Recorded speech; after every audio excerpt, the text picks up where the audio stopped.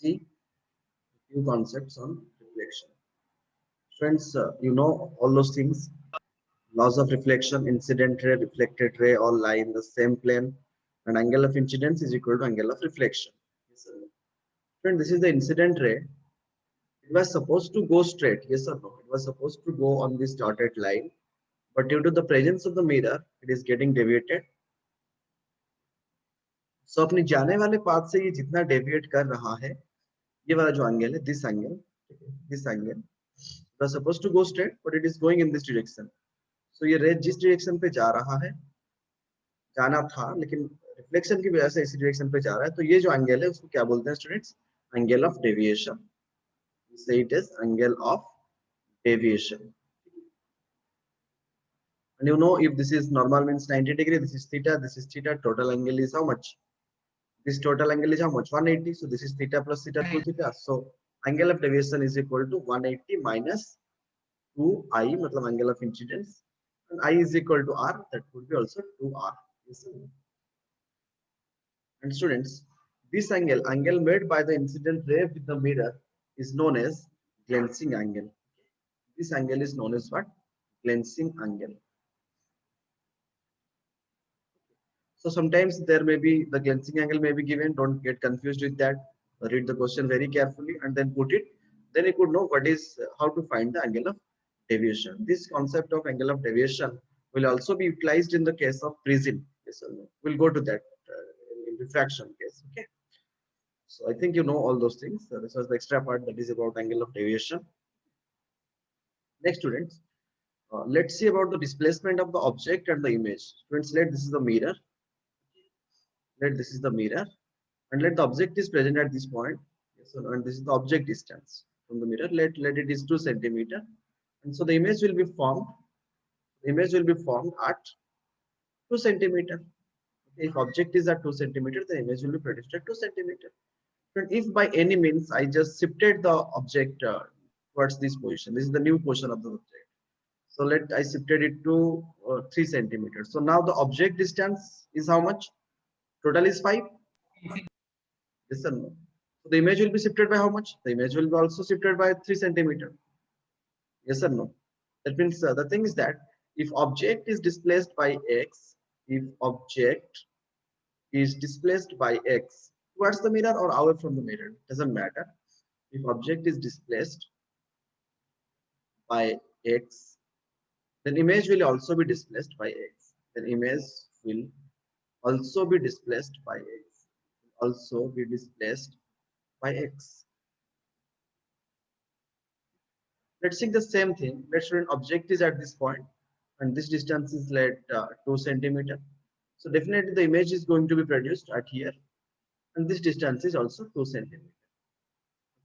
But let the object to be at its position. Object को हमने जहां पर था वहीं पे रखा, और ये जो मिरर था 2 सेंटीमीटर पे, लेट मैंने मिरर को और 3 सेंटीमीटर इस तरफ कर दिया. ठीक है, let I made the mirror shifted by 3 centimeter. Okay. So now what is the distance of the image is going to be 3 plus 2. Let यहाँ पर था, अभी मैंने मिरर को 3 सेंटीमीटर डिस्प्लेस कर दिया student. I just made the mirror displaced by 3 centimeter. So now the distance of the object is going to be how much? 5 centimeter. Yes or no?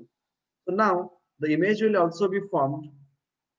Ideas, it will be also be formed at 5 centimeter. The thing is that students, see here the distance between object and image was how much? 2 plus 2, 4 centimeter. Correct? And here the distance of the object and image is going to be how much? 10 centimeter. Yes, sir. Yes or no?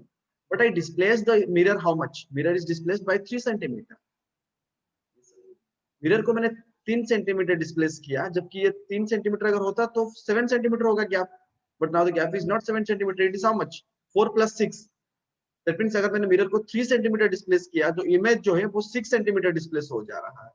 तो इसीलिए हम conclude कर सकते हैं, if mirror is displaced by x, if mirror is displaced by x, mirror is displaced by x, then image will be displaced by 2x. Then image will be displaced by 2x. Friend इसी concept को हम apply कर सकते हैं velocity में, क्योंकि you know rate of change of displacement is velocity. Yes, ठीक उसी तरह अगर मैं यहाँ पर आपको बताया कि मिरर रेस्ट पे है, मिरर इज एट रेस्ट, तो ऑब्जेक्ट का वेलोसिटी अगर यू है तो इमेज का वेलोसिटी भी यू होगा। अगर ये टुवर्ड्स द मिरर है तो ये भी टुवर्ड्स द मिरर होगा। बट अगर डायरेक्शन वाइज कभी देखें तो अगर ये प्लस एक्स एक्सिस पे जा रहा है, ये अगर पॉजिटिव एक्स एक्सिस पे जा रहा है, बट ये इमेज जो है वो अपोजिट डायरेक्शन में जा रहा है, that is negative x axis पे जा रहा है, so it could take the direction in opposite direction. But here if by any means, मैंने आपको बताया कि ये ऑब्जेक्ट है जो कि let this is the velocity of the object, मान के चलो 2 मीटर पर सेकंड पे जा रहा है ऑब्जेक्ट टुवर्ड्स द मिरर, ठीक है, तो इमेज भी 2 मीटर पर सेकंड पे आएगा। बट अगर मैंने बताया कि मिरर भी इस तरफ आ रहा है 1 मीटर पर सेकंड पे, मिरर कितने पे आ रहा है 1 मीटर पर सेकंड पे, तो अभी ये जो अभी व्हाट यू विल थिंक कि ये इमेज कितने स्पीड पे भागेगा इस तरफ, आपको क्या लगेगा इमेज कितने स्पीड पे जाएगा? ये 2 पे जा रहा था, सर 4 मीटर पर सेकेंड। यस, नहीं यहाँ ये 2 मीटर पर सेकंड पे जा रहा था, ये कितने पे जाएगा due to the object movement, ये कितने पे जाएगा 2 मीटर पर सेकंड पे, plus due to the mirror, as mirror इस तरफ जा रहा है तो ये कितने मिरर का डबल हो जाएगा, क्योंकि अगर मिरर x डिस्प्लेस होता है तो इमेज 2x डिस्प्लेस होता था। अगर मिरर का वेलोसिटी 1 मीटर पर सेकंड है तो इमेज का वेलोसिटी कितना ऐड हो जाएगा 2 into 1 metre per second, understood? Total 2 + 2 कितना हो जाएगा 4 मीटर पर सेकंड। तो थोड़ा इसको देखना, ठीक है, so that you could do object velocity, image velocity when the mirror is rest and when the mirror is moving towards जा रहा है या आगे जा रहा है। इसी तरह आप डायरेक्शन देख सकते हो कि किस तरफ वो जा रहा है, ठीक है। you will get such type of questions in assignments also। Friends ये वाला कॉन्सेप्ट समझ में आया सबको, ऑब्जेक्ट वेलोसिटी, इमेज वेलोसिटी। फिर देखो अगर देखो यहाँ पर ऐसे मिरर था, the mirror was like this, ठीक है, अगर ऑब्जेक्ट इस तरफ मूव कर रहा था, if velocity of object was in this direction, तो definitely velocity of image will be in this direction, correct? किसी भी तरह स्टूडेंट्स अगर अगर मैंने मिरर को ऐसे रख दिया, let the mirror is placed like this, मैंने मिरर को इंक्लाइन करके ऐसे रख दिया, ठीक है, तो now this is the object, ठीक है, ऑब्जेक्ट इस तरफ, let object is going, let object अगर यहाँ पर है तो अब मुझे बताओ स्टूडेंट्स कि यहाँ पर इमेज कहाँ पर बनेगा, if object is at this place where the image will be form. Most of the students क्या करते हैं कि ये ले लेते हैं, तो जितनी दूरी पर है ये उतनी दूरी पर होगा image, but this is wrong. So perpendicular to that point. Yes, that is very important thing, क्योंकि स्टूडेंट्स क्या करते हैं हड़बड़ी पे, तो आप वही वेलोसिटी का डायरेक्शन भी भूल जाते हो, तो इसीलिए अगर यहाँ पर ऑब्जेक्ट है तो कीप इन माइंड इसका परपेंडिकुलर हम ले लेते हैं, तो ठीक है यहाँ पर इमेज ही बनेगा, ठीक है। जस्ट ये छोटा छोटा कॉन्सेप्ट जो है, ये सिली मिस्टेक नहीं करना है इसको, सो मैंने बताया, ठीक है। अगर इस पे एक दो चीज पे यहाँ पर आप you could add 1 or 2 more things like अगर वेलोसिटी ऑफ, देखो यहाँ पर you see, जैसे हमने दिखा कि वेलोसिटी ऑफ ऑब्जेक्ट अगर इस तरफ है, if this is the mirror, okay, तो velocity of object is in this direction, तो velocity of image is also going to be in this direction, okay. And student अगर ये परपेंडिकुलरली भी जा रहा है तो there will be no change, अगर ये इस तरफ जा रहा है velocity of object in this direction, तो ठीक उतनी ही दूरी पर इमेज की वेलोसिटी भी उतनी ही होगा, velocity of image will B same in that direction. अगर स्टूडेंट और दो केसेस बता देता हूँ, तो अगर ये ऑब्जेक्ट जो है ना वो इस तरफ जा रहा है, let it is going in this direction, velocity of object, ठीक है, तो इसको मैंने पीछे की तरफ एक्सटेंड किया, जितना एंगल बना के वो मिरर से दूर जा रहा है, तो ठीक उतनी ही दूरी पर उतने ही एंगल बना के, मतलब दिस एंगल इज मतलब velocity of image also is going to be in this direction, this is velocity of object, this is image, it's velocity is going to be in this direction. ठीक इसी तरह अगर ये दूर जा रहा है, अगर अगर मिरर के पास आ रहा है, it is coming towards the mirror, ठीक है, या इस तरफ आ रहा है, velocity of object is in this direction, तो ठीक उतनी ही दूरी पर जैसे हमने देखे कि वेलोसिटी ऑफ इमेज, ठीक है, इमेज जो है वेलोसिटी ऑफ इमेज इज, इसको मैंने इस तरह ले लिया, इसको भी आप एक्सटेंड कर दो, this angle is going to be same, ठीक है, थीटा थीटा या फिर जो भी थीटा थीटा, ये भी ठीक इस तरफ आने वाला, वेलोसिटी ऑफ ऑब्जेक्ट भी इस तरफ, but it I think all got. चलो फिर देखते हैं रोटेशन ऑफ मिरर तो कैसे डेविएट होता है, you know all those things, just recapitulate the things, rotation of mirror कैसे रिफ्लेक्टेड रे को डेविएट करवाता है, ठीक है। स्लोली स्लोली हम सारे कॉन्सेप्ट पढ़ने के बाद सारे कॉन्सेप्ट को मिला के कुछ क्वेश्चंस बनाएंगे, ठीक है। फ्रेंड्स आप यहाँ पर देख सकते हो, जस्ट लेट मी सी कि पहले मिरर जो है ना वो initial condition of the mirror ये था, मिरर वाज लाइक हॉरिजॉन्टल और ये एंगल ऑफ इंसिडेंस है, और ये मान के चलो नॉर्मल है मेरा, ठीक है। बट सर लेट ये मेरा नॉर्मल है, इनिशियल नॉर्मल मेरा ये था. So let's student this angle was angle of incidence, correct? sir. So what is angle of reflection? ये वाला angle of reflection था. Getting my point? I is equal to R, ठीक है? And you know I is equal to R, तो angle कितना था दोनों के बीच में? I plus I. ये normal था मेरा, this was the normal, ठीक है? अभी मैंने मिरर को क्या किया स्टूडेंट्स? ऊपर की तरफ शिफ्ट किया. समझ पे आ रहा ना? मैंने मिरर को थोड़ा रोटेट कर दिया थीटा. तो अगर मिरर रोटेट हो जाएगा तो नॉर्मल भी थीटा रोटेट हो जाएगा ना? ये सब नो. तो नॉर्मल जो ये इस तरफ था, Yes. ये नॉर्मल जो इस तरफ था, तो ये भी थोड़ा इस तरफ रोटेट हो जाएगा, ठीक है? Getting my point? स्टूडेंट देखो, इनिशियली अगर ये थीटा है तो initially what was the angle between incident ray and reflected ray? बताओ मुझे. I plus R. I plus R था इनिशियली. M plus R. अभी मैंने क्या किया कि जब मैंने इसको रोटेट कर दिया तो ये भी अभी रोटेट हो जाएगा ना. तो अभी ये वाला एंगल कितना हो जाएगा? This angle is going to be I minus theta and this angle is also going to be I minus theta. Getting my point ना? तो नया रे होने वाला है that is also going to, अगर ये I माइनस थीटा आ रहा है तो ये जो R था, R कितना डिक्रीज करेगा अभी? थीटा इस तरफ भी डिस्प्लेस होगा, थीटा इस तरफ भी डिस्प्लेस होगा ना. गेटिंग माय पॉइंट ना? अगर मैंने नॉर्मल को, मिरर को अगर मैंने थीटा रोटेट कर दिया तो ये नॉर्मल जो है वो इस तरफ थीटा रोटेट हो गया. तो अगर नॉर्मल अगर इस तरफ थीटा रोटेट हो गया, ठीक है, तो मतलब इस ये जो एंगल है, एंगल ऑफ इंसिडेंस से थीटा इस तरफ से डिक्रीज होगा और यहाँ से भी डिक्रीज होगा. सो थीटा दो बार डिक्रीज हो रहा है. तो इसीलिए एंगल ऑफ जो रिफ्लेक्टेड, नया रिफ्लेक्टेड रे जो है वो कितना एंगल डिवाइड कर लेगा? फिर 2 थीटा कर लेगा ना. Theta. चलो एक एग्जांपल देके मैं आपको समझा देता हूँ. I think you may be getting confuse. चलो एग्जांपल डायरेक्टली लेते हैं, ठीक है? No problem. फ्रेंड्स ये है एंगल ऑफ इंसिडेंस, ठीक है? ये नॉर्मल है मेरा. Let this angle was 30 degree, no problem. So angle of reflection was how much? 30 degree, correct? ठीक है स्टूडेंट्स. अभी मैंने क्या किया, जस्ट यू सी नाउ कि मैंने अभी मिरर को थोड़ा रोटेट कर दिया, ठीक है? मिरर को मैं फॉर एग्जांपल लेट मैंने मिरर को इस तरफ रोटेट किया, ठीक है? ये नया पोजीशन हो गया मिरर का. लेट मैंने मिरर को इस तरफ 10 डिग्री रोटेट किया. कितना रोटेट किया स्टूडेंट्स? 10 डिग्री रोटेट किया, ठीक है? 10 डिग्री. तो अभी नॉर्मल जो है यहाँ पर, अभी नॉर्मल कितना हो जाएगा? अभी नॉर्मल भी 10 डिग्री रोटेट हो जाएगा. Getting my point? ये नॉर्मल भी कितना रोटेट हो जाएगा? इस तरफ, क्योंकि मैंने मिरर को इस तरफ रोटेट किया तो ये 10 डिग्री रोटेट हो जाएगा. Getting my point? तो इनिशियली I प्लस R जो था स्टूडेंट्स कितना था? 30 प्लस 30 60 था ना. 60. अभी मैंने जब नॉर्मल 10 डिग्री अगर नॉर्मल इस तरफ चला गया तो अभी I कितना हो गया? 40 हो गया.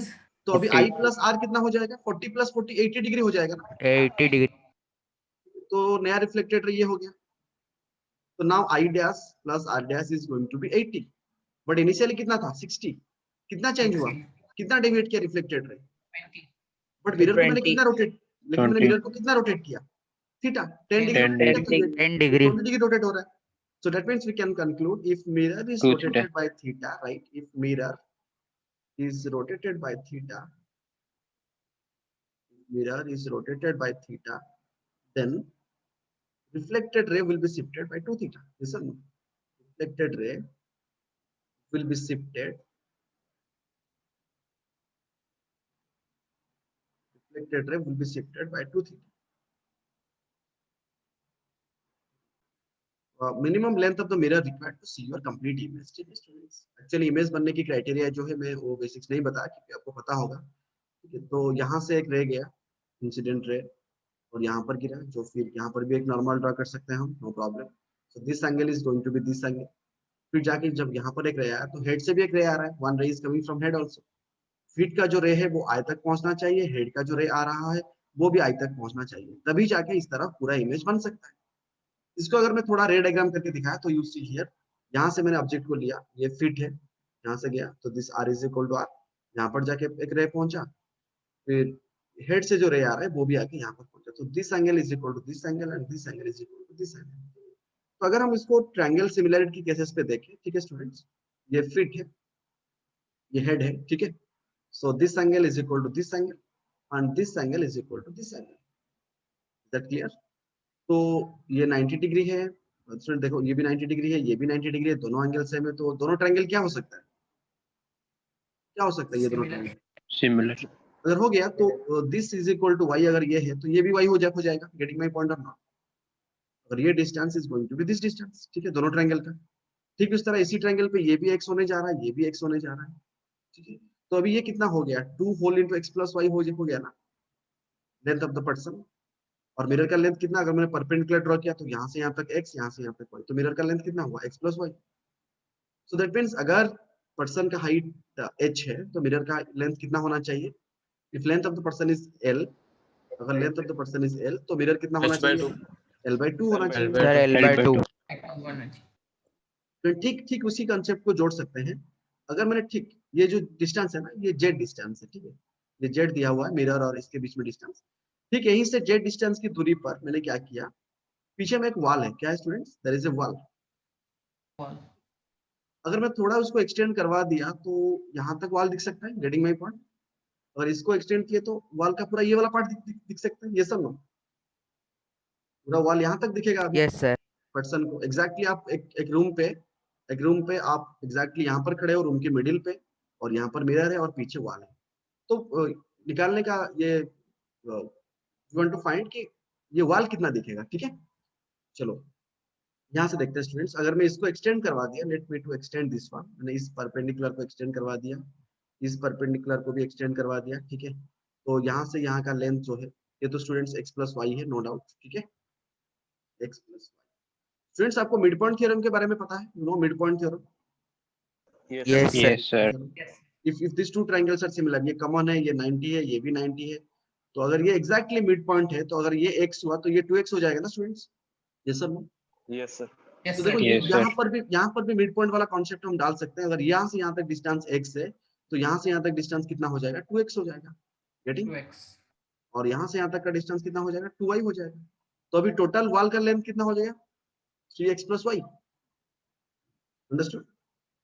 दैट मीन्स अगर मैं यहाँ पर आपको बताया कि जस्ट अप्रोक्सीमेटली अगर हम लिए कि ये मैन का लेंथ जो है ना वो 6 फीट है, कितना है स्टूडेंट्स, 6 फीट। तो मिरर का लेंथ कितना होना चाहिए उसकी कंप्लीट इमेज दिखने के लिए, सर 3 फीट। 3 feet. और पीछे में वॉल अगर ठीक उतने, अगर ये मिड पॉइंट है तो अगर पीछे वॉल तो कितना दिखेगा वॉल, 3 6, ये कितना 9 टाइम्स feet. दिखेगा उसका, 9 feet। 9 टाइम 9 फीट, ठीक है। समझ पाया अभी आपको? So what should be the gap between the person and the wall? Equal, it should be equal, it should be equal, ठीक है। अगर अनइक्वल हुआ तो वो अलग सा फॉर्मूला है, वो ट्रायंगल सिमिलरिटी करके, ठीक है, दैट विल सी लेटर, ठीक है।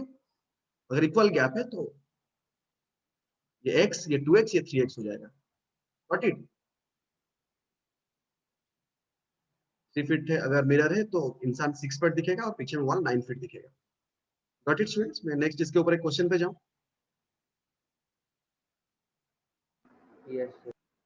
सी ये वाला question, Yes sir. You could see this question, ठीक है।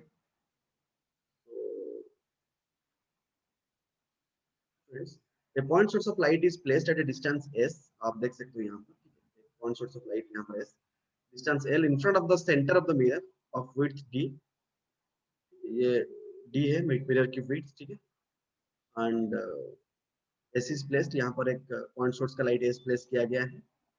A man walks in front of the mirror along a line parallel to the mirror at a distance 3l, कितना students, 3l from it as shown in the figure. Find the distance over which you can see the image of light source. Find the distance over which you can see, students actually ये 3l ना करके आप 12 बना दो, ठीक है, just make it 12, क्योंकि 3l होगा तो कंसेप्ट बदल जाएगा। वो मैं आपको लेटर ऑन वीडियो में दे दूंगा, एक लिंक दे दूंगा जिसमें आप लोग देख सकते हो कि अगर 12 हुआ तो क्या होगा, ठीक है। अगर 3l होगा तो अलग अलग हो जाएगा रेशियो। तो अगर ये 12 डिस्टेंस पे है स्टूडेंट्स, ठीक है, तो he wants to ask कि find the distance over which you can see the image, मतलब ये कितने देर तक इमेज को देख सकता है। क्वेश्चन समझ पा रहे हैं ना स्टूडेंट्स? ये सोर्स ऑफ लाइट यहाँ पर है, ठीक है, तो ये d डिस्टेंस है, l दूरी पर है, और एग्जैक्टली ठीक उतनी ही दूरी पर, जैसे कि आप हम कंसेप्ट लिए कि अगर ये d है तो यहाँ पर कितने तक दिखेगा, 2d तक, और यहाँ पर कितने तक दिखेगा स्टूडेंट्स, 3D तक। तो कितने डिस्टेंस तक, तो कितने डिस्टेंस तक इंसान देख सकता है यहाँ पर, 3D. 3D। और जब मानो कि उसने यहाँ से शुरू किया तो यहाँ तक अगर जाएगा तो दिख पाएगा 3D। कभी कभी क्वेश्चन में स्टूडेंट्स अगर उसने ये भी ऐड कर सकता है कि if the person is moving, अगर ये इंसान ऊपर की तरफ 3 मीटर पर सेकंड पे जा रहा है, कितने में जा रहा है students, if the person is moving 3 metre per second, तो कितने देर के लिए वो देखेगा, 1 सेकंड के लिए, क्योंकि 1 सेकंड में वो 3 मीटर चला गया होगा। अगर इसका लेंथ 1 मीटर है और ये 3 मीटर तक दिख पाएगा, ठीक है। अगर वो 3 मीटर पर सेकंड में जा रहा है तो कितना सेकंड में देखेगा? 1 सेकंड। थोड़ा सा वो 1 सेकंड। समझ पा रहा है ना? हाँ इस तरह के सर। क्वेश्चंस बन सकते हैं। और ये जो अनइक्वल वाला है वो ट्रायंगल सिमुलेटेड का एक अलग कंसेप्ट है। I will give the link for that, ठीक है। शायद आ सकता है, नहीं भी आ सकता है, ठीक है, but you know the basic of that question, ठीक है। यहाँ तक समझ में आया सबको? ये 3D तक दिख पाएगा, ठीक है। अगर वेलोसिटी दे दिया कि the person is going upward at speed of 1 metre per second, अगर उसने 1 मीटर पर सेकंड दे दिया तो कितने सेकंड के लिए वो दिखेगा? For how much time? 1 metre per 1 metre per second पे जा रहा है तो 3 सेकंड के लिए 3 दिखेगा। seconds. 3 सेकंड। तो अगर 3 मीटर पर सेकंड के लिए जा रहा है तो 1 सेकंड के लिए देखेगा, और 1 मीटर पर सेकंड के लिए जा रहा है तो 3 सेकंड में। तो carefully you have to see the, you should have the pre-existing concept in mind to attend this type of questions. Friends, ये वाला आपको पता है, मैं ज्यादा नहीं डिस्कस कर रहा हूँ यहाँ पर। बस आपको क्वेश्चन एग्जाम में जो क्वेश्चन दिया रहेगा थोड़ा सिमेट्रिक और एसिमेट्रिक के ऊपर आप जोर दे देना, ठीक है। एग्जैक्टली अगर सिमेट्रिक मतलब एग्जैक्टली बाइसेक्टर में है, एंगल बाइसेक्टर में, जो भी एंगल बिटवीन द मिरर्स है, ठीक है। और कभी कभी अगर स्टूडेंट्स क्या हुआ कि m इज इक्वल टू कुछ मान के आया 4.3 आया, मतलब फ्रैक्शन आया कुछ 4.3 आया, तो टोटल नंबर ऑफ इमेजेस जो है ना वो आपको 4 लेना होगा, ठीक है। बाकी और कुछ नहीं है। कहां पर 360 माइनस थीटा लेना है, ऑड इवन, ये वाला कॉन्सेप्ट आपको पता है। नंबर ऑफ इमेजेस फॉर्म, ठीक है। That question will not create any problem, ठीक है। सो नेक्स्ट स्टूडेंट चलते हैं स्फेरिकल मिरर के ऊपर, ठीक है। स्फेरिकल मिरर के ऊपर जो छोटा छोटा कॉन्सेप्ट जो क्वेश्चन में आता है एग्जाम पे, कभी कभी वो पूछ लेता है, जो कि आपको सिर्फ मिरर फार्मूला के बारे में पता है। What is mirror formula students? 1/v + 1/u is equal to 1/f, you know all those things, ठीक है। But the thing is that कभी कभी वो क्वेश्चन पूछ लेता है, जैसे हमने अभी प्लेन मिरर पे देखे ना, अभी हम प्लेन मिरर के बारे में देखे ना, velocity of object, velocity of image, देखा कि नहीं? ठीक है, उसी तरह वो कभी कभी पूछ लेता है। तो स्टूडेंट्स अगर मिरर फार्मूला की बात करें तो previously you know about mirror formula क्या है? 1/v + 1/u is equal to 1/f। रे डायग्राम के बारे में आपको पता है, मैं नहीं बता रहा हूँ। एंड स्टूडेंट मैग्निफिकेशन के बारे में क्या है? What is about magnification? minus v minus by v u. by u, or that is height of image by height of height of object. Friends. अभी चलो थोड़ा मैं बताना चाहूंगा कि जो ऑब्जेक्ट वेलोसिटी और इमेज वेलोसिटी के ऊपर मैं बात करने जा रहा हूँ, ठीक है। डिफरेंशिएशन यूज करके इसका मतलब फार्मूला निकला है, जस्ट यू सी। स्टूडेंट देखो, कनकेव मिरर पे जब ऑब्जेक्ट इंफिनिटी पे होता है, जब ऑब्जेक्ट इंफिनिटी पे होता है तो इमेज कहां पर होता है स्टूडेंट्स? Focus, focus. फोकस पे। Object is at infinity, image is at focus. अगर ऑब्जेक्ट फोकस पे होता है तो इमेज Infinity. दैट मींस अगर ऑब्जेक्ट टुवर्ड्स द मिरर आता है तो इमेज किस तरफ चला जाता है? उससे भागता है ना दूर। Yes. स्टूडेंट अगर मान के चलो मैंने यहाँ पर ऑब्जेक्ट लिया और स्टूडेंट्स, हाँ सर थोड़ा सा। हाँ ठीक है, ठीक है। फ्रेंड्स अगर ये ऑब्जेक्ट है और ऑब्जेक्ट मान के चलो टुवर्ड्स द मिरर जा रहा है, that is velocity of object, ठीक है। समझ पे आया? तो डेफिनेटली इमेज जो है वो किस तरफ जाएगा? Opposite direction. किस तरफ जाएगा? Velocity of image will be in this direction. और ये जो केस मैं बता रहा हूँ that is along the principal axis की बात हो रहा है। Object is moving along the principal axis, along the principal axis. उसका एक डेरिवेशन भी है कि कैसे वो ऑब्जेक्ट और इमेज वेरी करता है, बट यू डायरेक्टली रिमेंबर, ठीक है स्टूडेंट। आप याद रखो कि अगर अलोंग द प्रिंसिपल एक्सिस जा रहा है, so you directly write image speed is equal to, right, image speed is equal to m square times magnification. आपको मिल जाएगा, आपको मैग्निफिकेशन निकालना आता है, m square times of object speed. मैं बताता हूँ फॉर्मूला, फिर एक क्वेश्चन करके हम देखेंगे इसका एप्लीकेशन कैसे हो रहा है। तो image speed is equal to m square times of object speed. आपको समझ में आया? अगर मैं वेलोसिटी ऑफ इमेज लिखूं तो velocity of image is equal to, as बहुत दूर जा रहा है तो हम नेगेटिव साइन लिख सकते हैं, minus m square v naught. Negative sign is due to क्यों? क्योंकि वो ऑब्जेक्ट और इमेज अपोजिट डायरेक्शन पे जा रहा है, ठीक है स्टूडेंट्स। ये फार्मूला आपको याद रखना होगा। मैं उसको अभी तुरंत अप्लाई करूंगा क्वेश्चन पे, फिर आपको समझ में आ जाएगा कि कैसे इस तरह के क्वेश्चन को डील करना है। और स्टूडेंट अगर मैंने दूसरी केस में मैंने बताया perpendicular, object is moving perpendicular to axis, that means if object अगर यहाँ पर है, the velocity of object is in this direction, और ये मान के चलो यहाँ से x डिस्प्लेस हो गया, सो इमेज जो है ना, velocity of image, friends, you know velocity of magnification is equal to what? Height of image by height of object ना. Yes, sir. Height of image by अगर ऑब्जेक्ट y जाता है तो ये कितना जाएगा, इमेज अगर y जाता है तो ये कितना जाएगा, x जाएगा. Definitely they are not X. Equal, वो मैग्निफिकेशन टाइम्स हो जाएगा. सो दैट मींस अगर ये x डिस्प्लेस हुआ तो ये y डिस्प्लेस होगा. That is velocity of image will be in this direction and this is u, question पे दिया रहेगा, and this is v. uv अगर नहीं दिया रहेगा तो आप मैग्निफिकेशन नहीं निकाल सकते हो, और स्पीड के बारे में भी आपको कुछ अंदाज नहीं लगा सकते. ठीक है, तो यहाँ पर हम इसे लिखते हैं v is equal to, you know magnification is equal to क्या है, height of image by height of object. That is equal to y by x. That means y is equal to m times of x. ये हो गया displacement के बाद. अगर मैं उसको एक बार डिफरेंशिएट कर दूं तो क्या मिल जाएगा मुझे, वेलोसिटी ना. So dy by dt is equal to m times of dx by dt. तो ठीक इस तरह लिख सकते हैं, जब परपेंडिकुलर एक्सिस पे जा रहा है तो velocity of image is equal to magnification times of velocity of object. But जब अलोंग द प्रिंसिपल एक्सिस जा रहा है तो क्या हो जाएगा, m स्क्वायर टाइम्स हो जाएगा. जब अलोंग द प्रिंसिपल एक्सिस जा रहा है तो m टाइम्स हो जाएगा. ठीक है, आराम से देखो friends. Focal length of the mirror shown in the figure is 20 centimetre. ठीक है, जो मिरर है इसका फोकल लेंथ 20 सेंटीमीटर है. Find the position, image position and its velocity. हमें इमेज पोजीशन और इमेज वेलोसिटी को देखना है. फ्रेंड्स देखो ये u कितना दिया हुआ है यहाँ पर,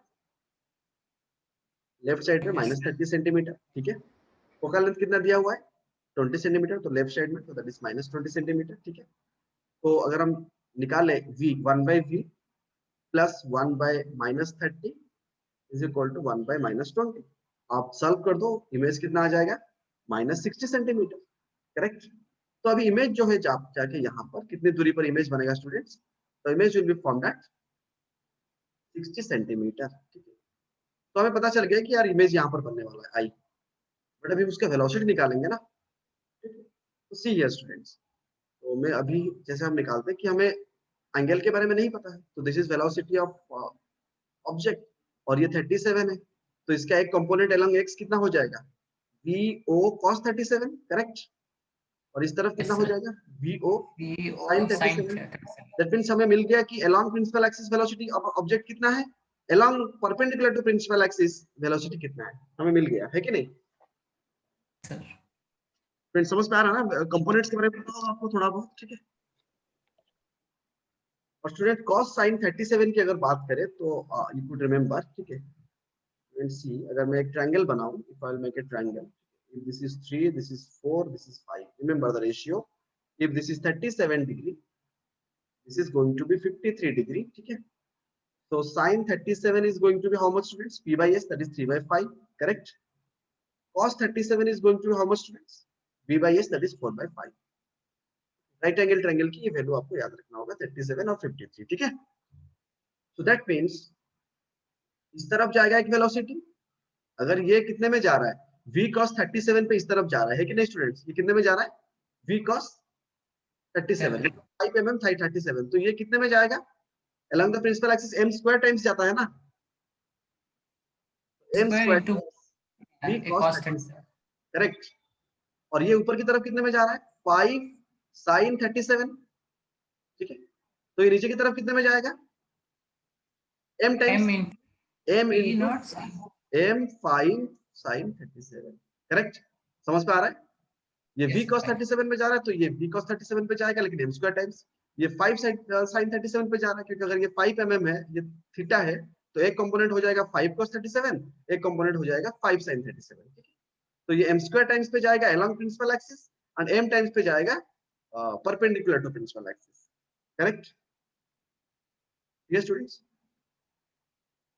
समझ में आया ना. और मैग्निफिकेशन कैसे निकालेंगे, magnification is equal to -v by u, so that is equal to -60 by -30, that is minus is equal to how much, 2, -2. Correct, तो मैग्निफिकेशन कितना है स्टूडेंट्स, -2 आया, तो मैग्निफिकेशन का अगर स्क्वायर कर देंगे तो कितना हो जाएगा, 4.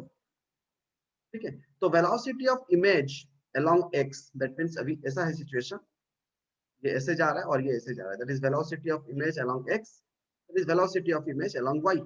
ये अलोंग द प्रिंसिपल एक्सिस से पैरेलल. ठीक है, तो ये वाला वैल्यू जो हम निकालेंगे कितना करेंगे, that is m square times 5 cos 37 है ना, तो m स्क्वायर मतलब 4 into 5 into cos 37 का वैल्यू कितना निकाले, 4/5 ना, 16.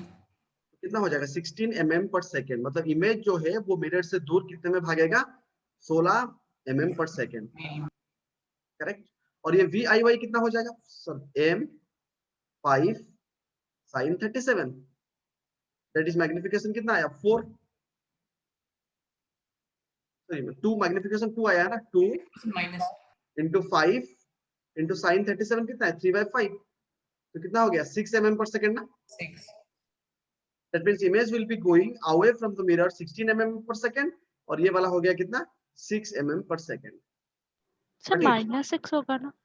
हमें नीचे की तरफ ऑलरेडी ले लिया ना बेटा, तो ओके माइनस ओके सर, हाँ सर, तो ये 16 ले हाँ सर लिया, समझा। तो नेट वेलोसिटी इस तरफ हो सर जाएगा तो पैरेललोग्राम 5 sin 37 कैसे होगा? ये है ना बेटा 5 sin 37, ये अगर 5 sin 37 पे जा रहा है, ये 5 sin 37 पे जाएगा और m टाइम्स जाएगा। अगर मैं नेट वेलोसिटी निकालूं तो कितना करूंगा 16 का स्क्वायर प्लस 6 का स्क्वायर का root over, that is how much 292 mm per second, 292 mm per second पे अभी ये भागेगा, ठीक है। अगर मैं एंगल निकालूं, अगर इसको थीटा ले लूं तो tan थीटा ले लूं तो tan theta is equal to p by b ना, अगर एंगल पूछना हो tan theta is equal to p by b, p मतलब कितना है स्टूडेंट्स 6 और b मतलब कितना है 16, 16. दैट इज 3/8, तो tan theta is equal to कितना आ गया 6/16, 3/8 tan inverse. That is tan theta is inverse. Equal to tan inverse of 3/8। Not worry, मैं और एक बार समझा रहा हूँ, ठीक है, समझ में आया ना सबको?